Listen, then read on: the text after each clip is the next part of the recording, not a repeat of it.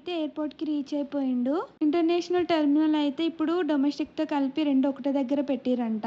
నాని వాళ్ళు అయితే ఎంటర్ అవ్వగానే ఇమ్మిగ్రేషన్ కి వెళ్ళిపోయిండ్రంట.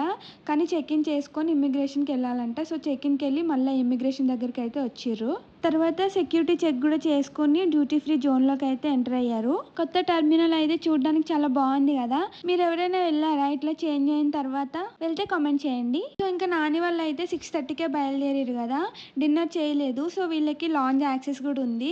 లాంజ్ లో తిందామని అయితే వెళ్ళిర్రు. ఇదే నాని ప్లేటింగ్. ఇక్కడ దాబా చూసారా, భలే ఉంది కదా.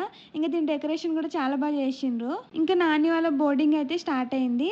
వీళ్ళైతే ఎంట్రీ గేట్ దగ్గరికి వెళ్తున్నారు. ఇదే సింగపూర్ ఎయిర్లైన్స్. వీళ్ళ గేట్ వచ్చేసి 26B అంట. ఇంకా నాని వాళ్ళ ఫ్లైట్ అయితే వచ్చేసింది. వాళ్ళు వెళ్తున్నారు లోపలికి. సింగపూర్ ఎయిర్లైన్స్ చాలా బాగుంటదంట. ఈ సింగపూర్ ఎయిర్ హోస్టెస్ వేసుకున్నారు కదా, ఆ డ్రెస్ అయితే వాళ్ళ ట్రెడిషనల్ అంట. Okay, do subscribe.